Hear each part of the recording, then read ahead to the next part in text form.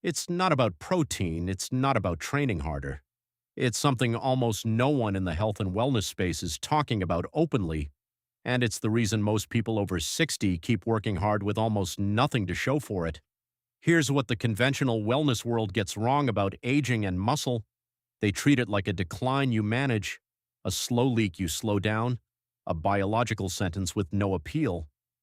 But the physiology doesn't support that narrative. What the research actually shows is that the muscle fiber recruitment system in adults over 60 doesn't stop working. It changes the conditions it responds to. And almost nobody is training or recovering in a way that matches those new conditions.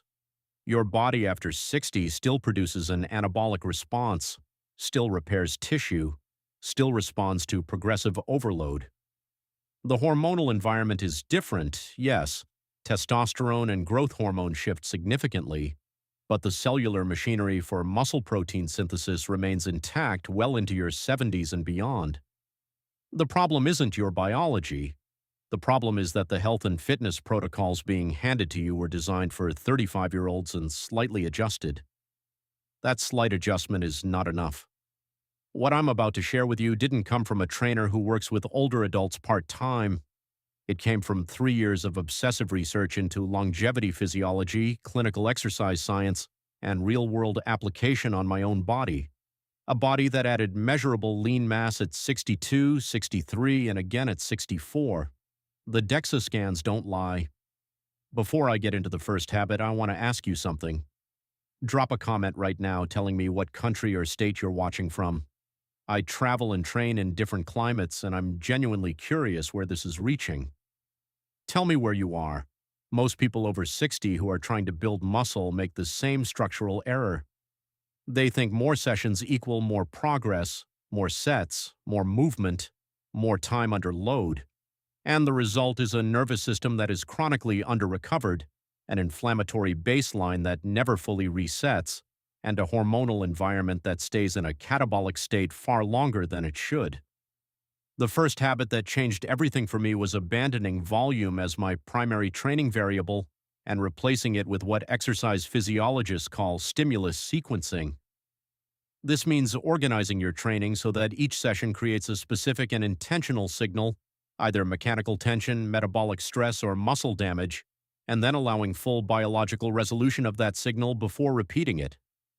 In practice, this meant I stopped training muscle groups twice a week on a crowded split and started giving each movement pattern 96 hours of full recovery before loading it again.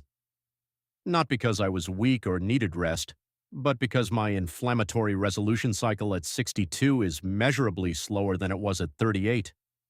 The tissue remodeling process that turns a training stimulus into new contractile protein takes longer. Fighting that timeline doesn't make you tougher, it makes you stagnate. When I restructured my training around stimulus sequencing, my strength numbers moved for the first time in 2 years.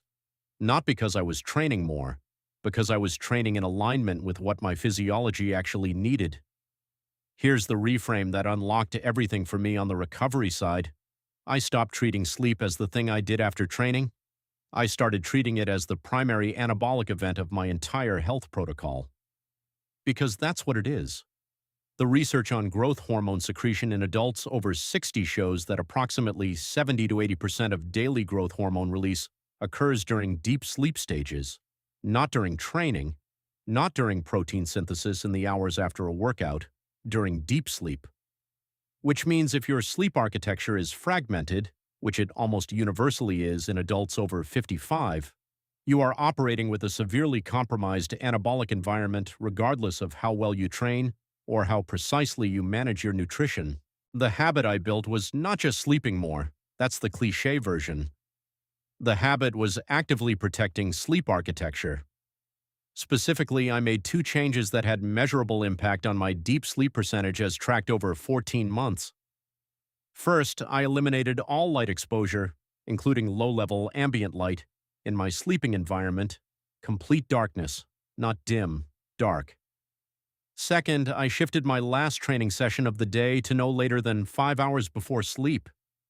Because the sympathetic nervous system activation from resistance training suppresses the melatonin onset window in a way that takes 4 to 6 hours to fully resolve in older adults. Those two adjustments alone, darkness and training timing, increased my deep sleep percentage by nearly 40% over the following months. And the downstream effect on muscle protein synthesis, recovery speed, and morning readiness was immediate and unmistakable. Nobody talks about this in the context of muscle gain. They talk about inflammation when discussing joint pain or chronic disease, but they almost never connect systemic low-grade inflammation, what researchers call inflammaging, to the blunted anabolic response that most people over 60 experience without knowing why. Here is the mechanism. Elevated systemic inflammation chronically elevates a cytokine profile that directly suppresses muscle protein synthesis at the cellular level. Your muscle cells are receiving a training signal. They are also receiving a biochemical message from your immune system that says the body is under threat. And in that environment, the anabolic signal loses priority. The tissue remodeling you're working so hard to create gets deprioritized by your own biology. The habit I developed around this was tracking and managing 4 specific lifestyle inputs that research consistently links to elevated inflammatory markers in older adults. Sleep disruption, which we already covered, glycemic variability, sedentary time between training sessions, and psychological stress load. Not eliminating stress, which is impossible, but actively monitoring my stress physiology using heart rate variability as a proxy for autonomic nervous system state. When my HRV dropped below my personal baseline for more than 2 consecutive days, I treated that as a biological signal to reduce training intensity, not push through. That single protocol shift, treating HRV as a training input rather than an interesting data point, was one of the most meaningful changes in my entire health practice. This is where I'm going to tell you something that directly contradicts what most wellness content says about protein and aging. The common message is that older adults need more protein. That's partially true. But the more important and almost universally ignored truth is that the anabolic sensitivity window for muscle protein synthesis after a training session is significantly compressed in adults over 60 compared to younger adults. In a 25-year-old, muscle protein synthesis remains elevated for up to 48 hours after a resistance training session. In an adult over 60, that window collapses to approximately 24 hours, and the peak sensitivity period when amino acid availability translates most efficiently into actual muscle tissue is concentrated in the first 3 to 4 hours post-training. The habit I built was not eating more protein overall. It was restructuring when protein delivery happened relative to training stimulus. Specifically, I prioritized getting a substantial dose of high-quality complete protein, targeting the full spectrum of essential amino acids, within 60 minutes of finishing a session. Not because of the old bro science concept of the anabolic window being 30 minutes, but because the physiological evidence in older adults specifically shows that the enzymatic environment for muscle protein synthesis is most favorable in that early post-training window, and that missing it means relying on a significantly less efficient metabolic state for the remainder of the recovery period. When I aligned my protein timing with the actual anabolic sensitivity curve of my physiology, rather than the generic recommendations designed for average adults, the change in body composition over the following 6 months was visible without a scale.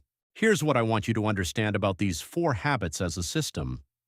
Stimulus sequencing, sleep architecture, inflammatory baseline management, protein timing within anabolic sensitivity windows. None of these is a secret. The research behind each of them is available. What makes them work is that they are all addressing the same underlying reality that nobody in mainstream wellness is naming clearly. After 60, your margin for error shrinks, not because your body is broken, but because the biological tolerances are tighter. A 35-year-old can train on poor sleep, carry a moderately elevated inflammatory baseline, eat protein at random times, and still make progress, because the anabolic signals in a younger body are loud enough to overcome those inefficiencies. After 60, the signal is still there, but the noise has to be quieter for it to be heard. Every one of these 4 habits is noise reduction, They are creating the biological conditions where the training stimulus you're already applying can actually reach the cellular machinery that responds to it.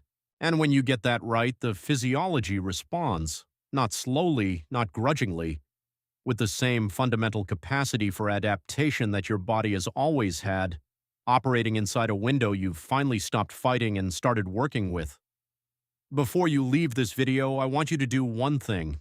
Scroll down and drop a comment telling me where in the world you're watching this from. Your city, your state, your country. I want to know how far this is reaching, and more than that, I want to know which of these 4 habits you've already been practicing and which one hit different for you today, because I read every comment. And your response shapes what I cover next. If you're over 55 and actively working on your physical health, the conversation happening in the comments section of this channel is one of the most honest and useful spaces I know. Come be part of it. And if you found something here that nobody else has said to you before, share this with someone who needs to hear it. There are people in your life right now who have been told their best physical years are behind them. They deserve to know that the science disagrees.